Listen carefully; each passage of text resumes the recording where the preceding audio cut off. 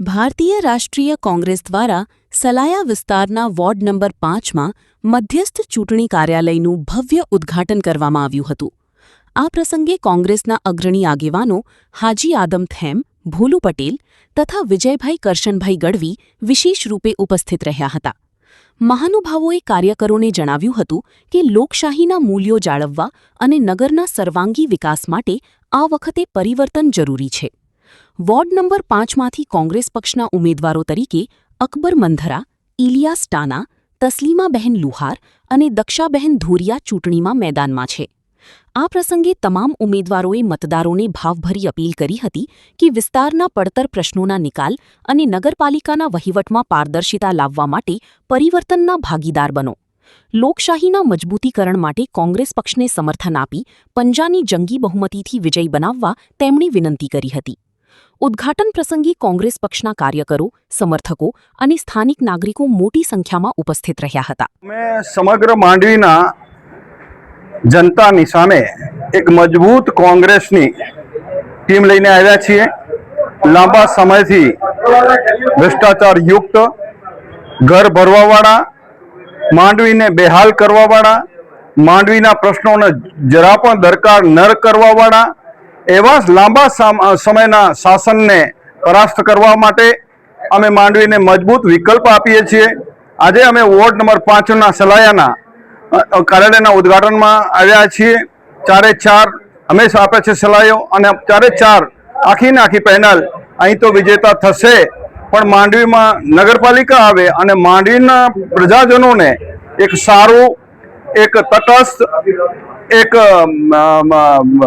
ભ્રષ્ટાચાર મુક્ત અને માંડવીની દરેક સમસ્યાઓનો ઉકેલ કરે અને માંડવીની જનતા ભાઈચારાથી સુખદાયી રીતે જીવી શકે તે માટેના અમે એક ટીમ ઉતારી છે. અને માંડવીની જનતાને અમે અપીલ કરીએ છીએ કે અમે સબળ તમને વિકલ્પ આપીએ છીએ, તો આ ભ્રષ્ટાચારીઓને તમે અહીંયાથી જાકારો આપો અને આ વખતે માંડવીની જનતા સ્વયંભૂ અમારી સાથે રહી અને ભાજપને બગાડી અને સમગ્ર કોંગ્રેસને અહીં વિજય અપાવશે એ અપેક્ષા સાથે આજે અમે કાર્યાલયનું ઉદ્ઘાટન કર્યું છે. ચોક્કસ જ્યારે ફોર્મ ખેંચાય, ઉમેદવારી હરીફાઈમાંથી કોઈને બહાર કરવામાં આવે, લાંબા સમયથી ગુજરાતમાં આ લોકોની સત્તા છે એટલે એમની પાસે તંત્ર છે, પોલીસ છે, પૈસા છે, બીજી બધી સત્તાઓ છે. એના બરે જ્યારે લોકશાહીમાં દરેક નાનામાં નાનો માણસ પોતે ચૂંટણી લડી શકે, પોતે વોટ આપી શકે, કોઈને પણ કોઈ અડચણ ન હોય, કોઈ દાદાગીરીથી દબાય નહીં, પૈસાથી ખરીદાય નહીં, એ માટેની ચૂંટણી પંચ આગોતરા આયોજન કરતો હોય છે. પરંતુ આ વખતે 750 બેઠકો જેવી બેઠકો ઉપર ખરીદ વેચાણ થયું. વેચાનાર તો ચોક્કસ ગુનેગાર છે, પણ લોકશાહીના સાચા હત્યારાઓ એ છે કે જેમણે આ લોકશાહીના પાવન પર્વને આ રીતે અભડાવ્યું છે, પૈસાના જોરે, પોલીસના જોરે અને સત્તાના જોરે. એટલે ક્યારે પણ તંદુરસ્ત હરીફાઈમાં ફોર્મ પાછું ખેંચવું, ફોર્મ પાછા ખેંચાવવા એ યોગ્ય નથી. હરીફાઈ તો જ હરીફાઈ હોય, ચૂંટણી હોય કે દરેક માણસ પોતાના મતાધિકારનો ઉપયોગ કરી શકે. મારું નામ અકબર મંદરા છે. હું વોર્ડ નંબર 5 સલાયાનો કોંગ્રેસ પક્ષનો ઉમેદવાર છું. ખાસ કરીને સલાયા વિસ્તાર છે એ સૌથી મોટો વોર્ડ છે, સૌથી મોટો વિસ્તાર છે. ખરેખર આ વિસ્તારથી ક્યાંક ને ક્યાંક ચૂંટણી પંચ અને ભાજપની મિલીભગતથી આ વોર્ડને મોટો કરવામાં આવ્યો છે. એક વોર્ડ 7000નો છે, આ બીજો વોર્ડ 5640નો છે અને 9 ને 8ની ક્યાંક ને ક્યાંક બેની વોટિંગ 5000ની છે. તો તમે સમજી શકો છો કે આ વિસ્તારને પછાત રાખવામાં બીજેપી અને ચૂંટણી પંચની મિલીભગતના કારણે આ વિસ્તાર ક્યાંક ને ક્યાંક મુદ્દાઓ છે અને ક્યાંક ને ક્યાંક પછાત રહી ગયો છે. શું કામ કે જે વોર્ડમાં જે લોકો ફાળવે છે, સફાઈ કામદાર, ટ્રેક્ટર, તો જ્યાં 2200ની વોટિંગ છે, જ્યાં 7000ની વોટિંગ છે, તો ત્યાં સરખા જ માણસો અને સરખા પણ નહીં, આ વિસ્તારમાં 2 થી 3 સફાઈ કામદારો હોય છે. ત્યાં ગટરના પ્રશ્નો છે. અમારી જો સત્તા આવશે તો આ વિસ્તારથી અને માંડવીના બીજા વિસ્તારોથી પણ અમે અન્યાય નહીં કરીએ. આ લોકોથી પ્રજા ત્રસ્ત છે એ અમે એ લોકોને સારામાં સારો વિકલ્પ આપશું.